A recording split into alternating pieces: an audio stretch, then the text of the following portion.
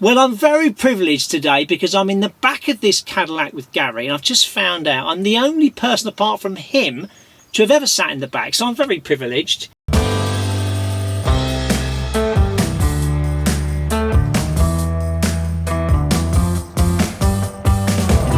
Welcome to Down at the Barns, Gary. You've got this fantastic Cadillac Sedan De Ville from 1956.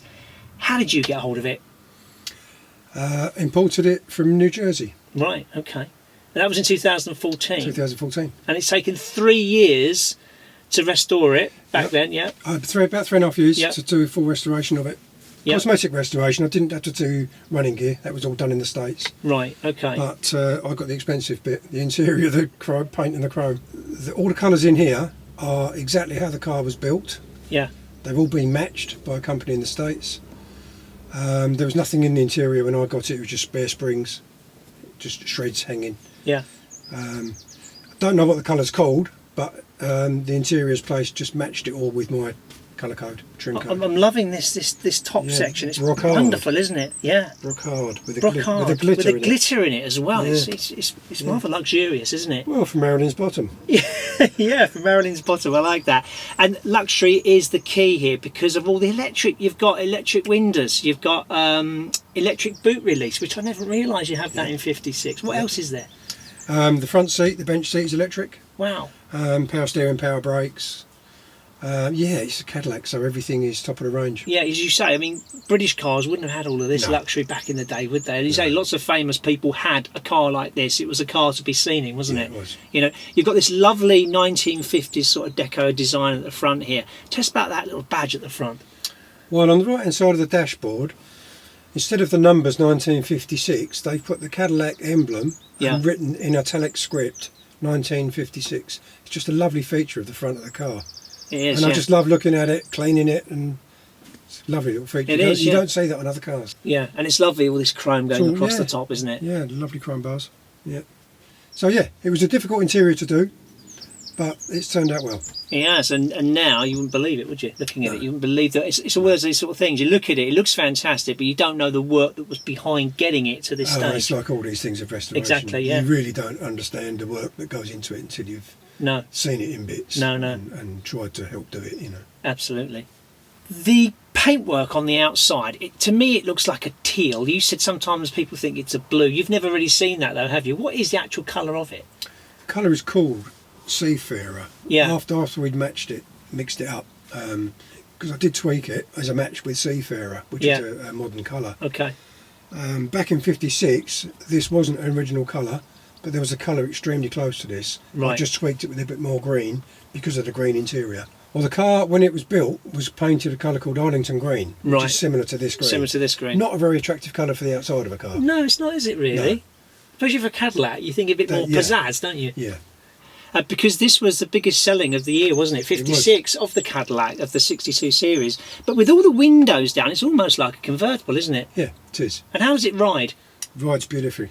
Better than a Rolls-Royce, really. Rolls-Royce used the Cadillac running gear, 4-speed, hydromatic, auto gearbox. Yeah. She just wafts along beautifully.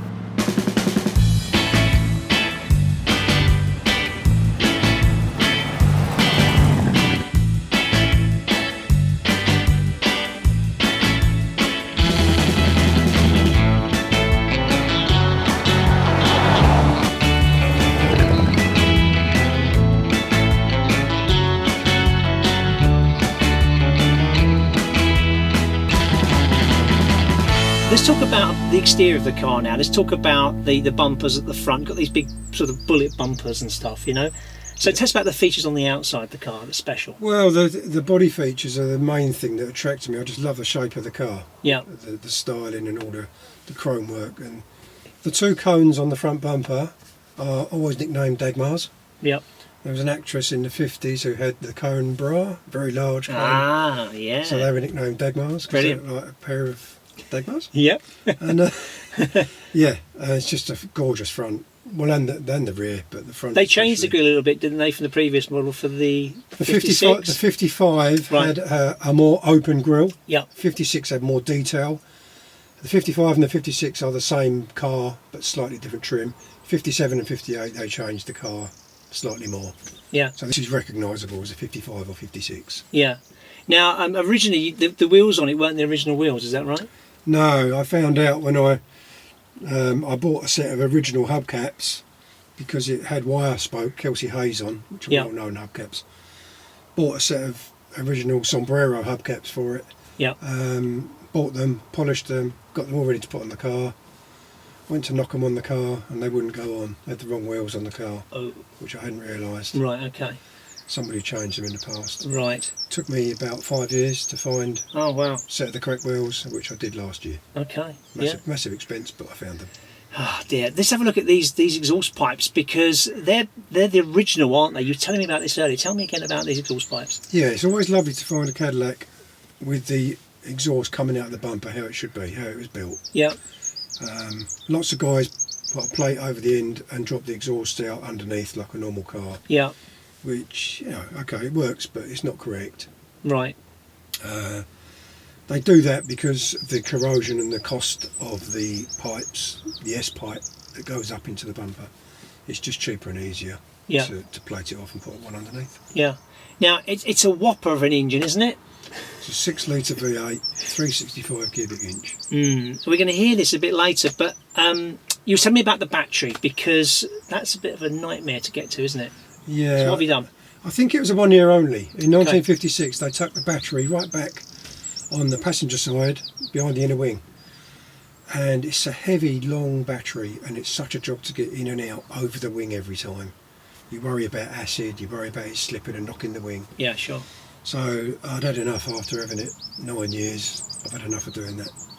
So a good friend of mine who's a car restorer, we last winter we got it put into the right at the front where it's much easier. Yeah. Not correct, but from a user point of view, much easier. Makes more sense, doesn't it? It does.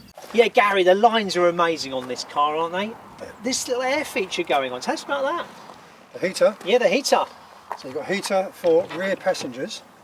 Again, very posh for the day, isn't it? Yeah, comes through the front section here, right the way through the door, out the back of the door, here, in through and this into there, into the back of the car through chrome vent there. Yeah.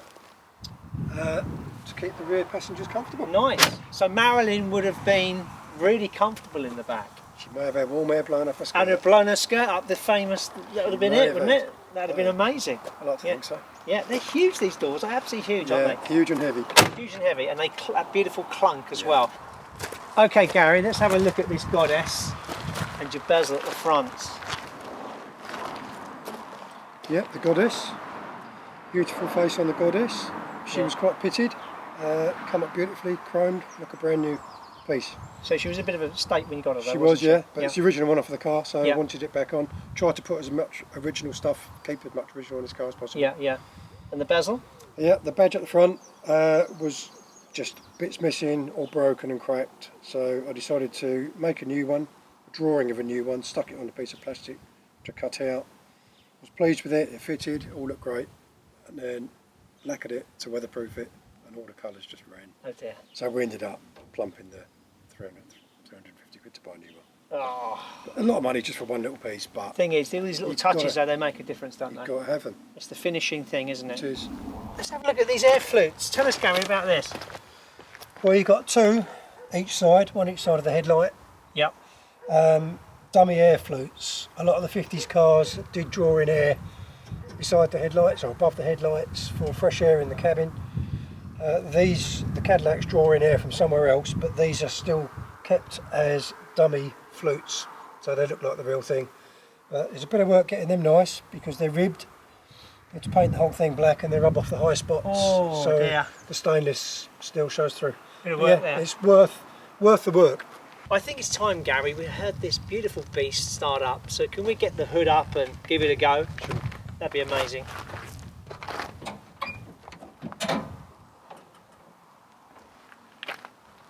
Got a feeling this is going to sound pretty good. Bit of pure 1956, I think.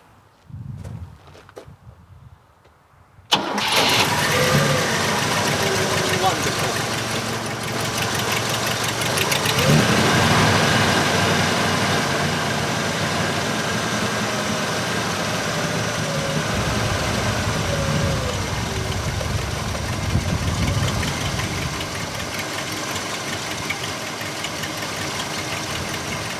Thank you for watching Down the Barns, and if you have a Cadillac or any American beauties like this one behind me, then please get in touch. We'd love to hear from you. But for now, don't forget to like, comment and subscribe.